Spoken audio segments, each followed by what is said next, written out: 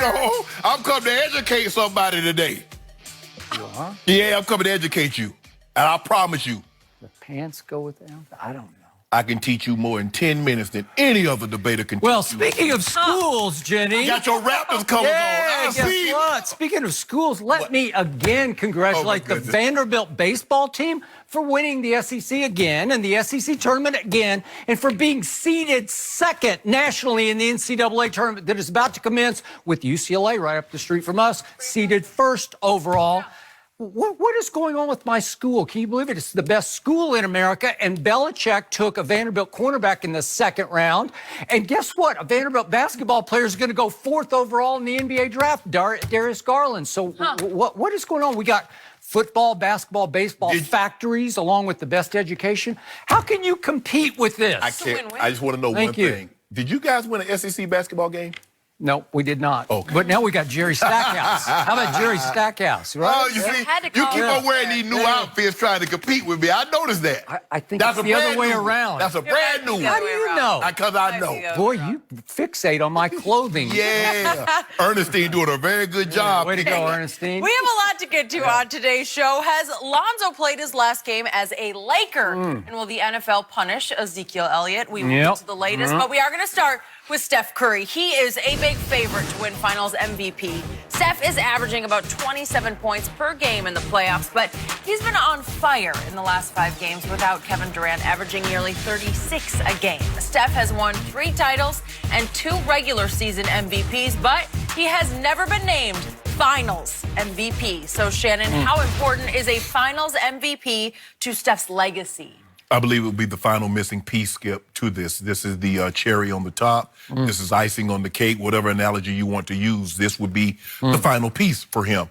Skip, it's hard for me to believe, and I know I'm going to get some pushback on this, but if he were to win the Finals MVP, I don't know how you keep him out of the top 10, because he would be one of the handful of players, Skip, multiple championships, multiple regular season MVPs, and a Finals MVP. The greats have that. The LeBron James, the Michael Jordan, the Magic Johnson, the Larry Birds. Those are the guys that have that. Moses Malone. It's not easy. It would be a crying shame for a guy of Steph Curry's ilk to have 4 rings and not have a Finals MVP, because we automatically assume if you're that great, how can you not have a Finals MVP? And so it's not like he's underperformed, Skip, with the exception of the year that they lost to the Cavaliers. He's been unbelievable in the finals. You look at in 2018, he was 27.5 points, 6 rebounds, 7 assists. Kevin Durant won the Finals MVP with 29, 11, and 7. In 2017, he was 27, 8, and 9. KD was 35, 8, and 5. It's the same thing like Kobe and Shaq. The last year they won the title together, Skip, Shaq was 36 and 12. But Kobe was 27, 6, and 5. You see what's going on here when another player has a historic finals, sometimes you get bumped down. Now, even the year that Iggy won, he was 26, 6, and 6. He was only 24 or 25 points in the regular season in which he won the MVP. I believe the only year that he's underperformed in the finals was the year that they lost, because he averaged 30 in the regular season. He averaged 22 in the finals. So you can see, okay, he underperformed in that.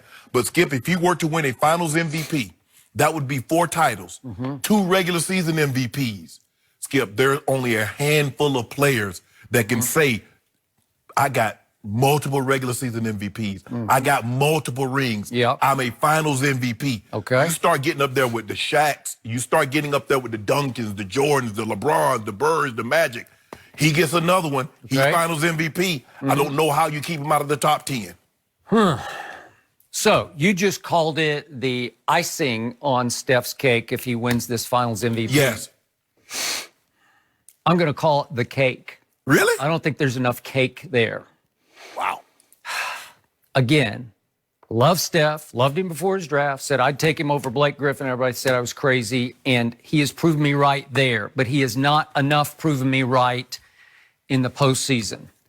And all I know is that coming off his second MVP season, when he revolutionized the way the game is played. We've never seen anything like what he did the second one, which was the first ever unanimous MVP season. He led the league in scoring, and he led the league in steals. That's a hard combo, man. And he led it in PER, player efficiency rating. It's pretty great. The year before when he won it, he was third to Anthony Davis and Russell Westbrook. So he won that. He won offensive win shares, overall win shares, value above replacement player. He dominated every category at the top. Yeah. It's almost impossible to do what he did. And as we know, he's 6 feet. Do we give him 3? Give him 2. 2, maybe. Okay. And he did that by shooting 45% from the three-point line. It's impossibly great what he did. Yes. Looking so baby-faced, so non-threatening, so willowy, Yeah. right? He's everything we don't see in a dominating NBA star. He's the opposite of what I saw as Michael Jordan, right? Jump man. Yeah. Just Michael was so dominating. He's so physically dominating at only 6'6", but could jump out of the gym, obviously jump out of the world. And he got so physically strong that he could just take you down low at the end of his career and score in the low post. Okay, so that guy goes into that postseason, and you know what happened? Yes. As you mentioned, in games 4, 5, and 6 against your LeBrons. Nothing happened. You mean 5, 6, 7? I mean 5, 6, 7, yeah. So nothing happened because he came up as small as you can come up with at 6 feet 2 or 3 inches tall. And just real quick for the record, in those games, 5 through 7, he shoots 37% from the floor, 36% from 3. And in the fourth quarter of those games, he was even worse. He shot 30% from the field and 25% from 3. And then game 7 was just the nadir. It was just like the hit bottom game. And again, LeBron was great. Kyrie hit the last shot. LeBron had the bicycle built for 2 blocks to chase down. But he did. Okay, so I give you all that. But meanwhile, the reason that door swung open at Oracle was because the unanimous MVP was going 6 for 19, 4 of 14 from 3. And in the fourth quarter, you went 1 of 6 from the field and 1 of 5 from 3 and had that horrendous turnover where he threw it behind his back into about the 9th row, right? Yeah, that was the Larry O'Brien trophy that he threw out of bounds. He did. He just threw it out of bounds. And it felt like that, too. It did. It just felt like with that turnover that Golden State they're not good enough without somebody else. So then what happened? You said Draymond went into the parking lot crying and called Kevin Durant and said, we need you. And who led the charge in the offseason for Kevin Durant? That little man did. Sure. Steph Curry, the unanimous MVP, went out of his way to go completely public with, we need him. I'm going to lead our group. We're going to be the Hamptons 5 because we're going to go all the way to the Hamptons outside of New York on Long Island, and we're going to recruit him on the 1st of July. It was actually the 4th of July, right? Yeah. Sure. And he publicly swallowed all of his unanimous MVP pride, right? He did. And he said, we need him because we're not good enough without him. Right. Okay, you just disqualified yourself from top 10 discussions, right? Because you just said, I can't do it by myself. I need him. And Steph has never missed a beat over the last, This will be 3 years. Never missed a beat. Every time he's had an opportunity publicly, he says, Kevin is our best player, right? Right. What does that tell the public? What does that tell the media? What does that tell ex-players? He probably doesn't believe it. I mean, he says whatever he wants. I mean, he says publicly to keep the peace. And I understand that. But, Skip, if you talk about top 10 players, Kareem played with Magic. If you look, just look at the top 10 players. But I'm saying just publicly, the ex-players, the hardcores, the all-time greats are going to sit back, and they may not say so publicly, but they would say to themselves, I would have never done that. Right. Would MJ have ever done that? Well, the thing is, I can't win without him? Well, no. The old players look at it like this.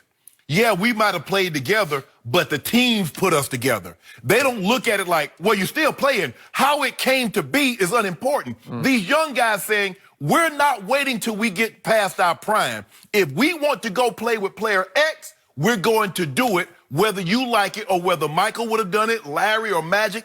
That's not how they view things. Now, they're not waiting for teams to put teams together. Player says, I want to go play with James Harden, or I want to go play with LeBron James, or I want to go play with Steph Curry, and they're doing it. It's the same thing. It's just how it's come to be is different.